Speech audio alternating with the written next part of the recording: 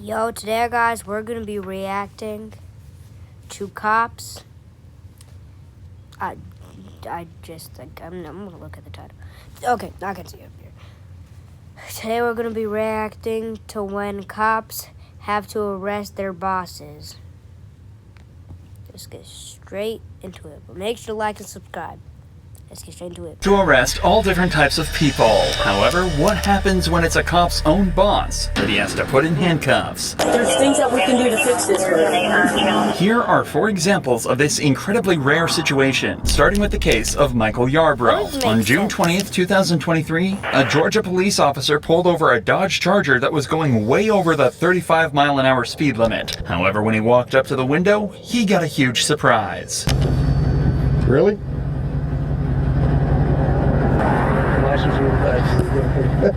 Yeah.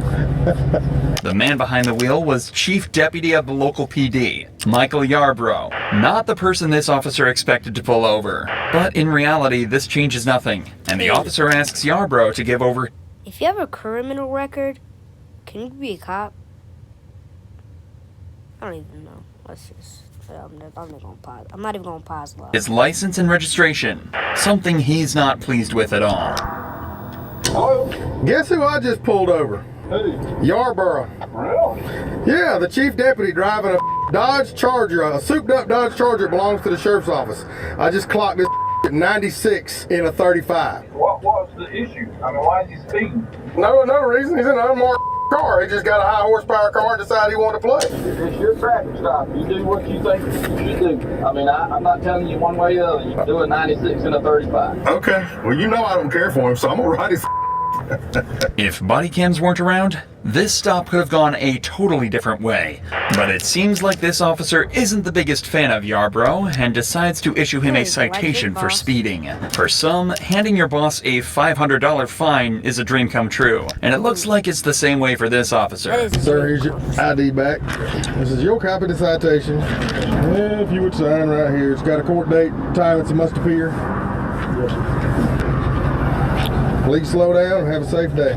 In Georgia, speeding tickets are priced based on how much you're exceeding the speed limit. For example, if you're over 24 miles an hour over, you're looking at $500 in fines. However, there's an extra super speeder charge you're liable to if you're going as fast as Yarbrough was. But it looks like this officer decided to mess with his boss even more, as this ticket excluded the extra fee, but instead required him to appear in court. After the incident, Yarbrough was also suspended for 40 hours without pay. However, that's just a fraction of what Corporal Scott Bertzik was hit with after crashing his car while drunk.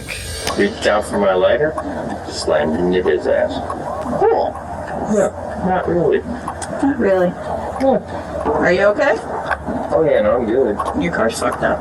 No, absolutely. Which I just fucking fixed. Obviously, Brooke and Scott are familiar with each other, and curiously, Scott holds nothing back when describing exactly how the incident went down. It's clear that Scott is the one at fault here, so before going any further, Brooke decides to call back to the base to ask whether or not it's okay for her to be handling this incident. This crash, Birdie is SoCo Market. Okay, I can't remember. It's been a. I'm not blaming because he even know because he was drunk. But like, why would he even get drunk in the first place?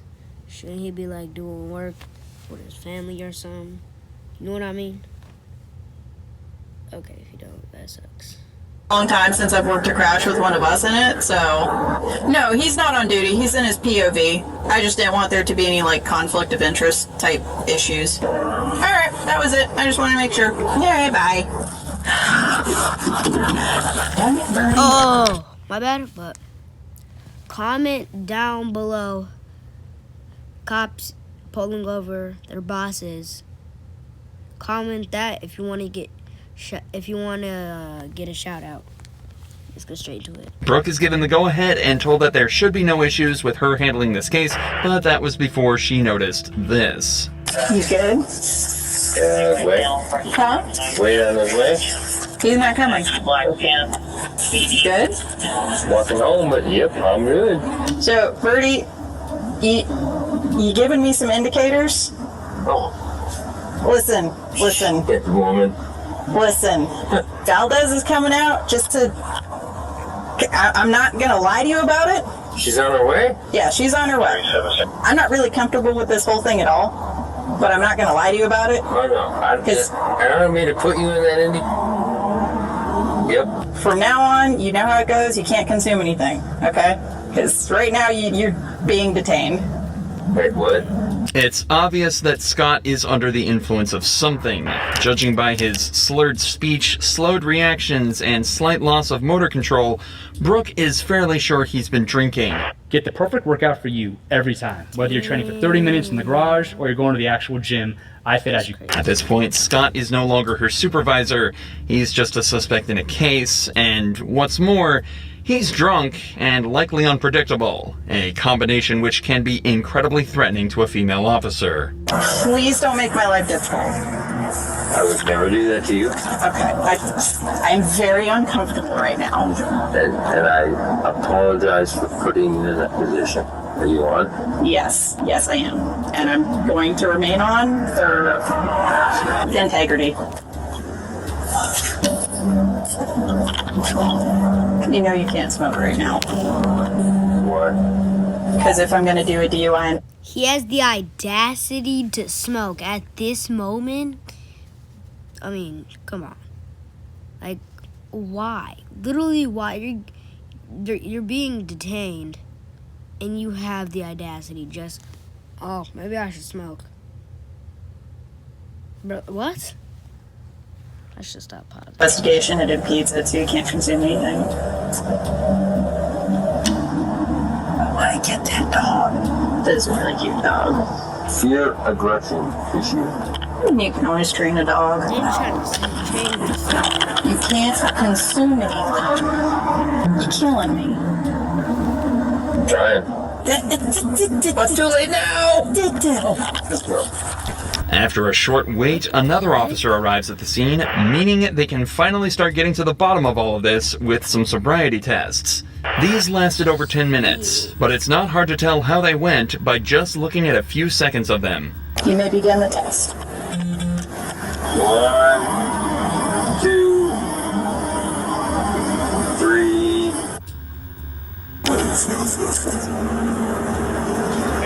Judging by this and the overwhelming amounts of evidence against him at this point, the officers thought it was safe to conclude that Scott had been drinking that night and decided it was time to put him in cuffs. Something he was far from happy about. There's things that we can do to fix this, but... I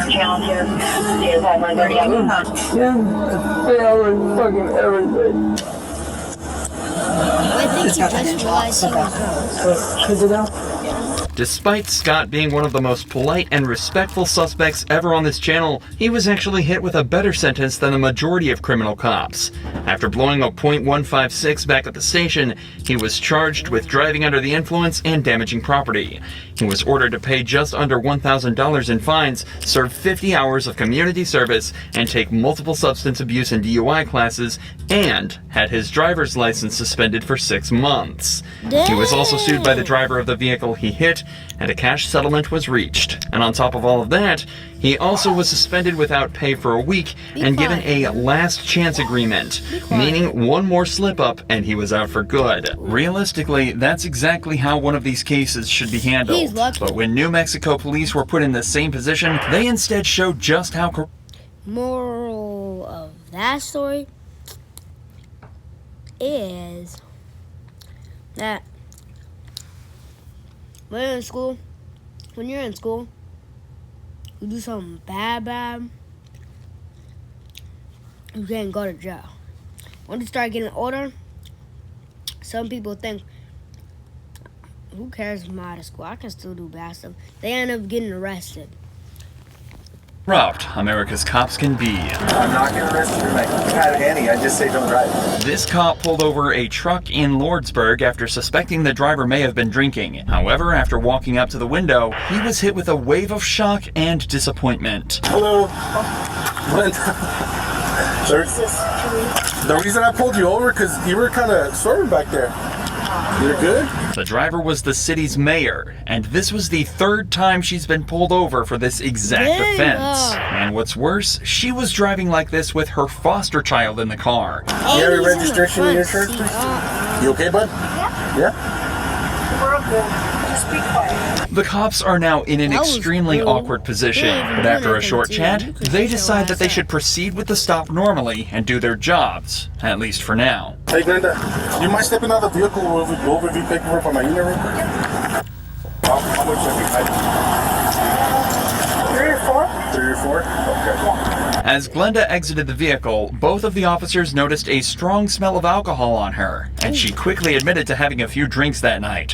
Her slow speech and movement implies that she's definitely over the legal limit to drive, but this is the 3rd time she's been pulled over for driving drunk. Will That this makes really be the sense, time huh? she's punished for it?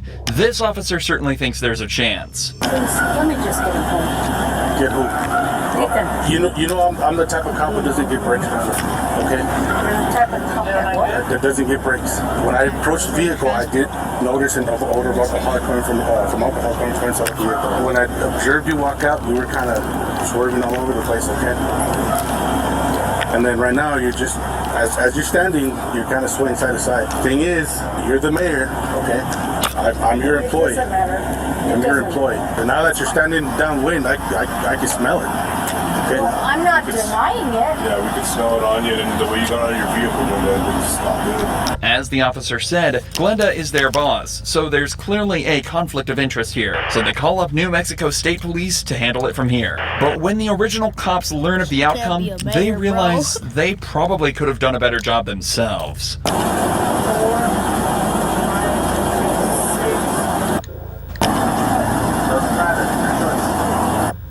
So you're right there at that point. I don't think you're quite over the limit off of the clues that I saw, but I think you're right close to it. Where the limit might be 0.08, I think you're about 0.06. My house is literally Right. right around the corner. I'm not going to arrest you tonight, okay?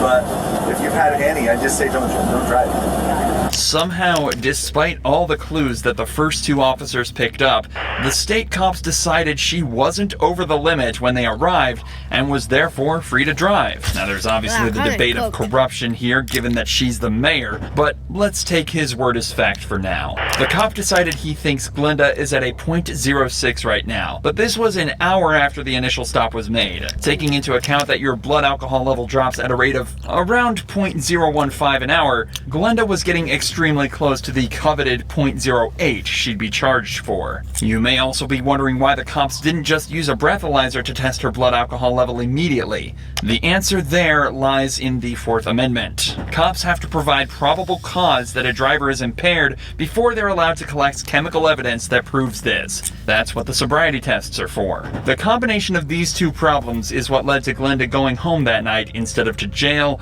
why this is her 3rd time being pulled over for this, and why it probably won't be her last. But unfortunately for this next boss, his employee wasn't so kind when it came to his DUI stop. Stay in your vehicle. Back in your car. Drunk? Captain. Huh? A what? Captain. A what? Don't reach in your pocket. Get back in your car. Have a seat. I will. I'm not. You been drinking tonight? I just got a ride. You been drinking tonight, sir? Oh my gosh, bro. I feel like this man's lying so much. He keeps saying, I'm a captain. Ain't nobody care. You're in trouble, man. Be quiet. I'm a captain on the police department. What police department? Oklahoma City. What division? Investigations. How much we had to drink tonight, sir?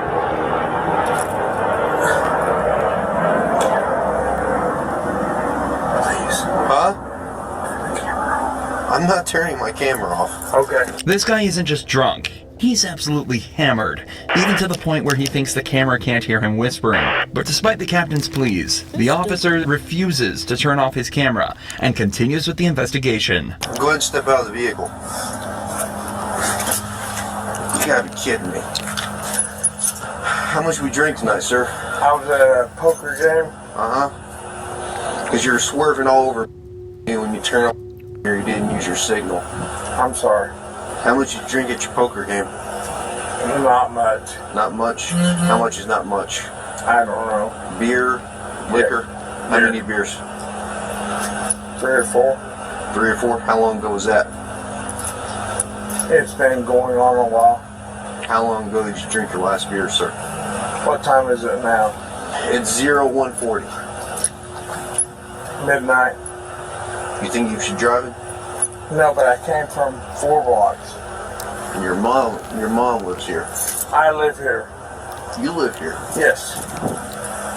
Forward to the rear of your vehicle. Okay.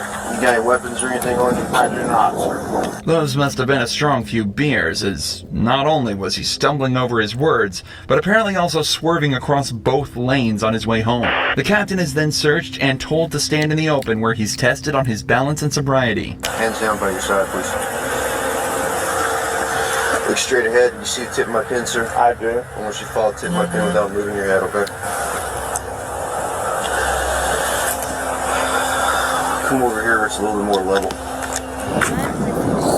want to demonstrate for you first. I want to demonstrate it. I want you to stand with your feet together, hands down by your side, just like this. All right, sir? What's your name?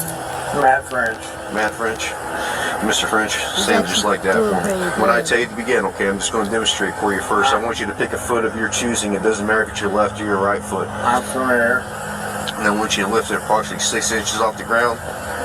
And while you look at your toe, I want you to count by 1,000s, 1001, 1002, 1003, 1004, 1005, so on and so forth until I tell you to stop. At any point in time you lose your balance or your foot touches the ground, just go ahead and pick your foot back up and continue to count, okay?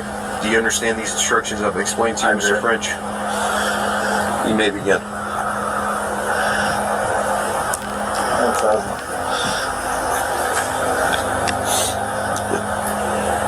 Sir, turn that off. I cannot, sir. Please. I know you're aware of our body cam policy. You know I cannot turn off this body I cam. do, but I'd like to talk to you. I can't do that, sir. Please. Are you going to do the test or not? Will you please talk to me? I'll talk to you once we're You done. can turn it off, you can turn it on. I can turn it off once I'm done with my investigation, sir. Okay. I'm a captain on this police department. I understand that, sir.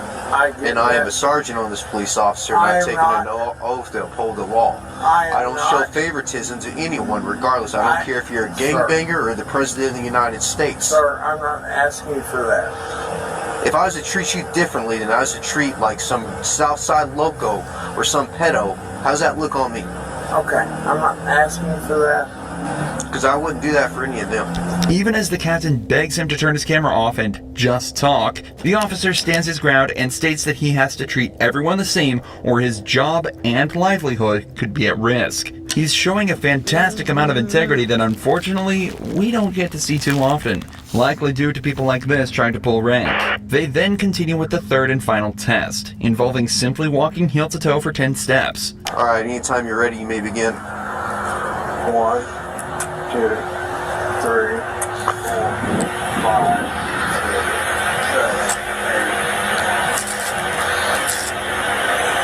1, 2, 3, 4, 5, 6, 7, 8, 9. Go ahead and turn around for me. Put your hands behind your back. Are you gonna arrest me, sir? Yes, I am. Can I talk to you? Go ahead and put your hands behind your back, sir.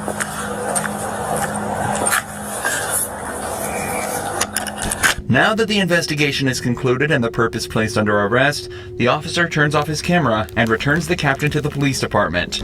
Not only was he suspended from his position as Oklahoma police captain, but he was also hit with the regular punishments for DUI, likely amounting to a small fine and a few months in jail. If you enjoy true crime videos like this, make sure you're...